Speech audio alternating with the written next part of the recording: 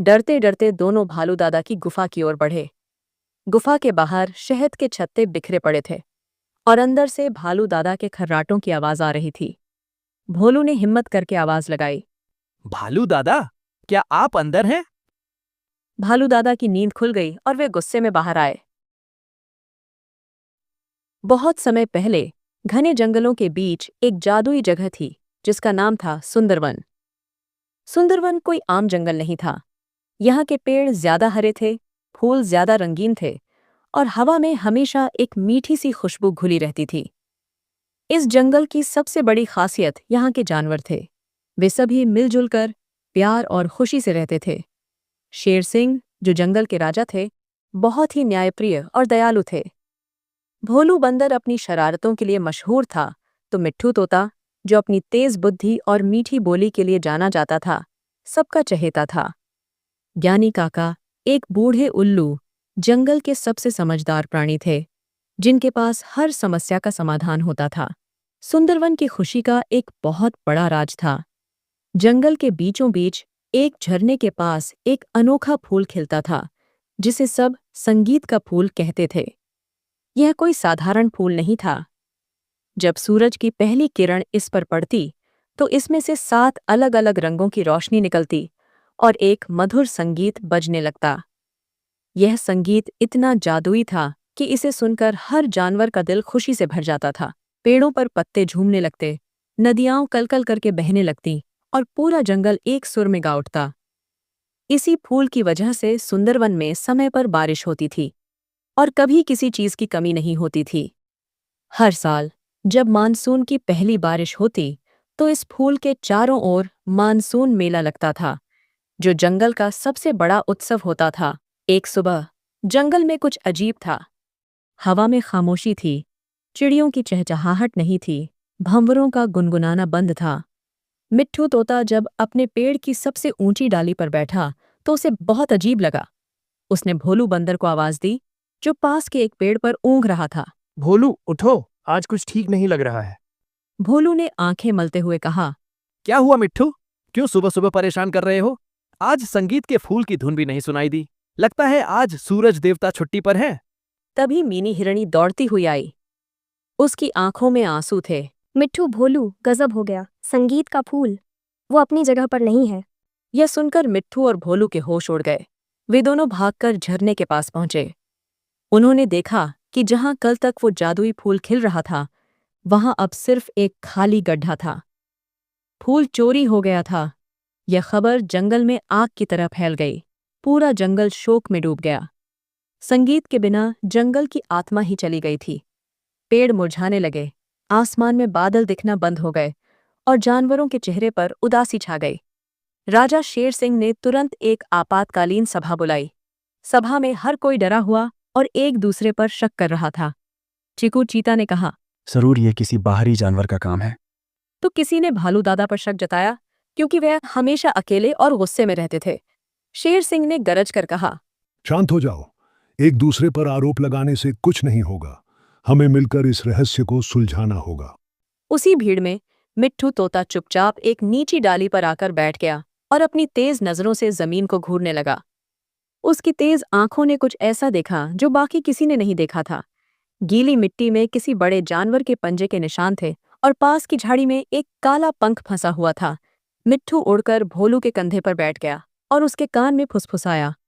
भोलू, मुझे कुछ सुराग मिले हैं। हमें खुद ही जासूसी करनी होगी। भोलू को यह विचार बहुत रोमांचक लगा। उसने कहा, हाँ मिट्ठू, हम बनेंगे जंगल के जासूस। हमारा पहला मिशन संगीत के फूल को ढूंढना। दोनों दोस्त सबसे पहले ज्ञानी काका के पास गए, जो एक पुराने बरगद के पेड़ की खोह में रहते थे। उन्होंने ज्ञानी काका को सारी बात बताई और वो काला पंख और पंजे के निशान के बारे में भी बताया। ज्ञानी काका ने अपनी बड़ी बड़ी आंखें घुमाईं और गहरी आवाज में कहा, रहस्य गहरा है। कभी कभी जो चीज जैसी दिखती है वैसी होती नहीं। मेरा एक ही सुझाव है, जिसकी आवाज सबसे कर्कश है, शायद उसी को संगीत की सबसे ज्यादा जरूरत है। यह कहकर ज्ञानी काका ने आंखें बंद कर लीं। मिट्ठू और भोलू सोच में पड़ गए। सबसे कर्कश आवाज, इसका क्या मतलब हो सकता है? मिट्ठू और भोलू ने ज्ञानी काका की पहेली पर सोचना शुरू किया। कर्कश आवाज, बड़े पंजे के निशान, ये दोनों बातें उन्हें भालू दादा की याद दिला रही थीं। भालू दादा की आवाज बहुत भारी और गुस्से वाली थी और उनके पंजे भी बहुत बड़े थे। डरते डरते दोनों भालू दादा की गुफा की ओर बढ़े। गुफा के बाहर शहद के छत्ते बिखरे पड़े थे और अंदर से भालू दादा के खर्राटों की आवाज आ रही थी। भोलू ने हिम्मत करके आवाज लगाई। भालू दादा, क्या आप अंदर हैं? भालू दादा की नींद खुल गई और वे गुस्से में बाहर आए। कौन है? मेरी नींद क्यों खराब की? मिट्ठू ने अपनी मीठी बोली में डरते हुए पूछा। दादा, क्या आपने संगीत का फूल देखा है? भालू दादा का गुस्सा और बढ़ गया। फूल? मुझे फूलों से क्या लेना देना? मैं तो बस शहद और जामुन इकट्ठा करता हूं। उस फूल के संगीत से तो मेरे कान पक जाते थे। अच्छा हुआ वो चला गया। अब जाओ यहां से, मुझे सोने दो। भालू दादा की बात सुनकर मिट्ठू और भोलू को यकीन हो गया कि उन्होंने फूल नहीं चुराया। वे निराश होकर वहां से लौट आए। उनका पहला सुराग गलत निकला था। वे एक नदी के किनारे उदास बैठे थे। जंगल में सूखा पड़ने लगा था और नदी का पानी भी कम हो रहा था। मिट्ठू ने अपनी चोंच में दबाया हुआ वो काला पंख निकाला। वह उसे ध्यान से देख रहा था। अचानक उसके दिमाग में बिजली कौंधी। भोलू, वह चिल्लाया। ज्ञानी काका ने कहा था जिसकी आवाज सबसे कर्कश है। हम भालू दादा के बारे में सोच रहे थे, लेकिन जंगल में सबसे कर्कश आवाज किसकी होती है? भोलू ने सोचा और बोला, कौं की। उनकी कांव कांव तो कोई भी पसंद नहीं करता। और यह पंख? मिट्ठू ने पंख दिखाते हुए कहा। एक पक्षी होने के नाते मैं बता सकता हूं, यह पंख किसी कौए का ही है। उन्हें अपनी गलती का एहसास हुआ। वे गलत दिशा में जा रहे थे। तभी भोलू, जो पेड़ पर चढ़कर दूर तक देख सकता था, चिल्लाया।